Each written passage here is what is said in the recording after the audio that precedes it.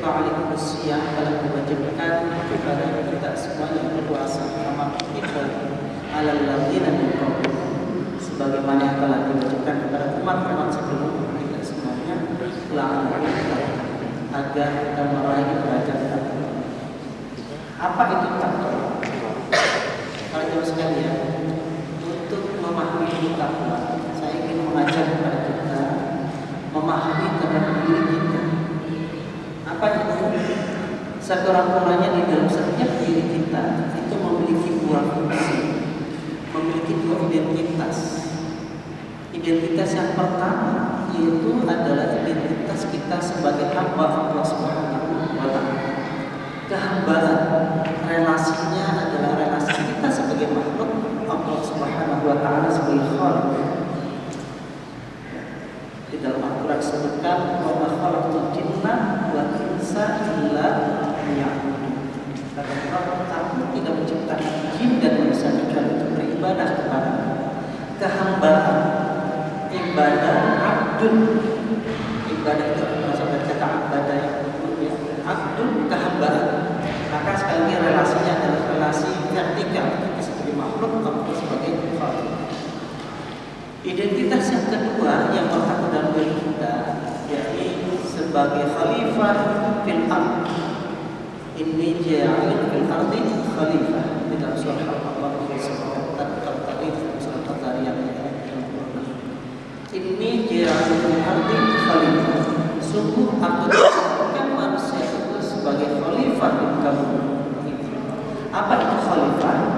Khalifah di sini sama sekali berbeda dengan khilafah. Khilafah itu gerakan politik yang melaksanakan agama. Maka khalifah itu adalah kepemimpinan tanggung jawab ya, untuk manusia itu mampu memberikan kedamaian, mampu mentasawufkan, mampu menggunakan potensi-potensi alam yang ada. Sehingga kemudian relasinya itu adalah relasi antara manusia dengan sesama manusia, manusia dengan sesama makhluk. Garisnya itu garis horizontal. Para jamaah sekalian, sehingga ada dua fungsi kehambaan, relasi kita dan Tuhan Allah SWT yang vertikal, dan juga fungsi yang kedua adalah kekhalifahan. Tadi relasinya adalah relasi kekhalifahan, garisnya adalah garis horizontal. Maka saya izin Bapak Ibu sekalian untuk mengutip ya, kalau ini kita buat garis ke atas, kemudian ada garis ke bawah ke samping. Maka di situ kalau kita mengutip dengan teori matematika, garis ini yang di atas itu adalah plus, yang di kanan itu plus, yang di bawah itu min, yang sebelah kiri itu adalah min. Maka akan ada 4 tipologi orang yang mengambil posisi ini. Akan ada 4 tipologi orang. Yang pertama itu adalah pada posisi plus dan plus. Plus dalam pengertian dia itu sukses sebagai hamba Allah Subhanahu wa Ta'ala, juga dia sukses sebagai khalifah di muka bumi. Sebagai hamba artinya dia senantiasa menjalankan ibadah mahdoh kepada Allah Subhanahu wa Ta'ala. Sholatnya rajin, puasanya, waktu zikirnya, sholat malamnya, gitu. Yang kehambaan kepada Allahnya itu adalah lancar semuanya. Dan juga kekhalifahannya juga plus, yakni kalau ngomong antara sesama itu menunjukkan yang saling membantu, toleran, menghargai, gitu. Terus juga bertanggung jawab dan sebagainya. Yang kedua itu adalah tipologi orang kedua berada pada posisi plus dan minus. Plus sebagai khalifah tapi minus sebagai hamba. Jadi dia orangnya itu kalau ngomong bagus, kaya, pejabat dan seterusnya. Tetapi hubungan dengan Tuhannya itu gagal. Kaya sih kaya tapi ibadah pada rumahnya gagal. Dia sembahyang. Kaya sih kaya, bagus, ganteng sih ganteng, tetapi sholatnya ditinggalkan. Ini tipologi orang kedua. Ada lagi tipologi yang berada di sebelah kirinya, itu adalah mins. Artinya sebagai hamba gagal, juga sebagai khalifah juga gagal. Sudah dia tidak pernah sembahyang, tidak pernah sholat, tidak pernah puasa sebagai hamba tadi gagal.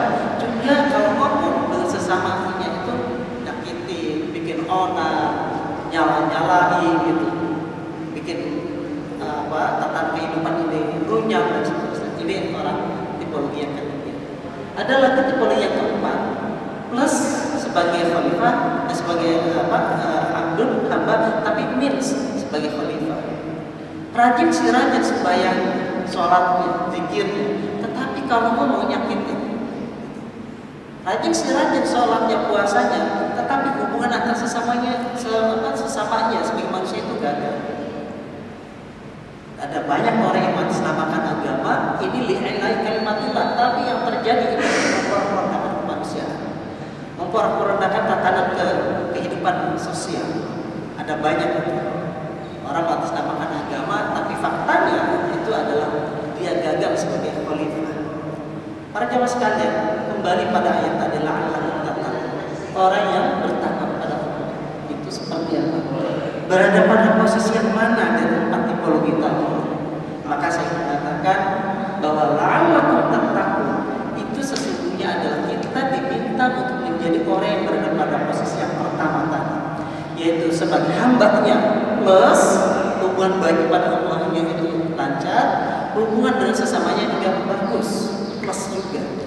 Dan ini sesungguhnya di dalam ajaran Islam itu semua, apapun ajaran Islam mengajarkan kepada kita untuk tetap berada pada posisi yang pertama ini, yaitu kehambaan dan kekhalifahan tidak bisa dipisahkan. Beragama itu tidak hanya tunduk kepada Allah Subhanahu wa taala semata, soleh secara individu kepada Allah dan kepada Tuhannya, tetapi juga ada nilai-nilai kebaikan yang itu harus ditransformasikan dalam kehidupan secara sosial. Soleh secara sosial, soleh secara individu, juga soleh secara sosial. Dua-duanya ini tidak bisa dipisahkan. Inilah sesungguhnya orang yang bertakwa itu. Orang yang takwa bukan berada pada posisi yang kedua, ketiga, keempat, tapi orang yang takwa itu adalah orang yang menjalankan fungsi dia sebagai hamba Allah, juga sekaligus menjalankan fungsi dia sebagai khalifah di muka bumi ini. Para jamaah sekalian, inilah cara beragama yang saya pahami dalam Islam. Itu ada dua fungsi tadi melekat. Mari kita lihat para jamaah. Dalam ajaran Islam misalnya ketika sholat itu wajib kepada Allah Subhanahu wa taala, kita harus lakukan. Tapi ini ada di dalam ayat Al-Qur'an lagi dan seterusnya, fawailul lil sholih. Orang yang sholat itu mendapatkan kecelakaan. Celaka, fawailul, neraka jahanam, atau tafsir matanya itu neraka wail. Orang yang sholat bukannya pahala yang dia peroleh, tapi adalah wail tadi yang oleh beberapa tafsir makna itu adalah salah satu bagian dari neraka. Ada kemudian memahami itu adalah kecelakaan. Celakalah bagi orang yang sholat, apalagi orang yang tidak sholat, gitu ya. Kenapa orang yang sholat itu celaka? Karena ada ayat berikutnya, alladzina hum an sholatihim sahun. yakni orang yang sholat, orang yang beribadah, tetapi nilai-nilai spiritualitasnya itu tidak diimplementasikan dalam kehidupan secara sosialnya itu tadi. Ini apalagi orang yang nggak sholat. Ini bukan berarti orang sholat aja cilaka, nggak usah sholat, bukan. Ya, apalagi orang yang nggak sholat mesti akan cilaka. Itu sholat. Yang kedua misalnya pada sekarang puasa, orang yang berpuasa, rubah sholimin, kata hadis Nabi, berapa banyak orang yang menjalankan ibadah puasa, ya, tapi kemudian illal ju' wal atas, banyak orang yang menjalankan puasa tetapi yang dia peroleh hanyalah al-ju' wal atas, lapar dan haus, dahaga semata. Mengapa? Karena dia ibadahnya itu sukses sebagai hamba Allah, tetapi dia gagal sebagai khalifah tadi. Puasa si puasa menghindari dari perbuatan yang membatalkan puasa, ya, nggak makan, nggak minum, nggak yang lain membatalkan puasa secara fikihnya itu, tetapi secara sosialnya ngomongnya nyakitin, WA-nya itu isinya itu ancaman lagi, isinya itu apa, dan seterusnya, gitu. Dia puasa secara vertikal tetapi tidak puasa secara horizontal. Haji juga sama, dalam ibadah haji kita lihat hadis Nabi mengatakan al-hajjul mabrur laisa lahu jazaa ilal jannah. Haji yang mabrur itu tidak ada pahala yang setimpal baginya ilal jannah kecuali surga. Pada lanjutan hadis itu kemudian Rasul berkata, para sahabat bertanya, ya Rasul, apa sih ciri yang haji mabrur itu? Dijawab oleh Rasul, orang yang haji mabrur itu adalah it'amut ta'am wa afsus salam. orang yang haji mabrur itu ada orang yang dia berangkat ibadah ke tanah suci, menunaikan rukunnya, ya wajib hajinya dan seterusnya. Ini lalu kemudian pulang ke tanah air, it'amut ta'am wa afsus salam. It'amut ta'am itu artinya mengasih makan, peduli terhadap orang lain, wa afsus salam, dari lisannya, dari tindakannya itu menebarkan kedamaian, kebahagiaan kepada orang lain. Jadi orang yang haji mabrur itu adalah bukan dipahami orang yang udah balik dari tanah suci lalu kemudian sini pakai baju putih atau apa gitu, bukan. Tapi it'amut ta'am wa afsus salam itu tadi peduli terhadap masyarakat kita, peduli terhadap keluarga, peduli terhadap tetangga, peduli terhadap banyak orang, dan juga wa afsus salam, menebarkan kedamaian. Jadi dari sholat tadi, puasa tadi, kemudian haji ini, itu ternyata kedua fungsi tadi melekat semuanya, yaitu menjalankan kehambaan dan juga menjalankan kekhalifahan itu tadi. Tidak bisa dipisahkan. Dua-duanya itu harus melekat. Inilah sekali lagi la'allakum tattaqun dalam berpuasa tadi itu mengajarkan kepada kita agar kita menjadi orang yang sukses menjalin hubungan dengan Allah, juga sukses menjalin hubungan dengan sesama. Bukan pada posisi yang kedua, ketiga, atau keempat. Li'ilahi kalimatillah, untuk agama, tapi nyatanya anak istrinya ditinggalkan, gitu. Li'ilahi kalimatillah, ternyata itu membom orang yang berbeda pendapat dengan, sehingga kemudian hubungan antar sesama itu orang-orang.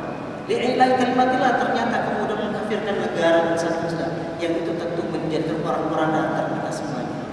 Oleh karena sekali lagi, la'allakum tattaqun itu artinya ada orang yang menjalin hubungan kepada Allah Subhanahu wa taala dengan baik, juga menjalin hubungan antar sesamanya juga dengan baik.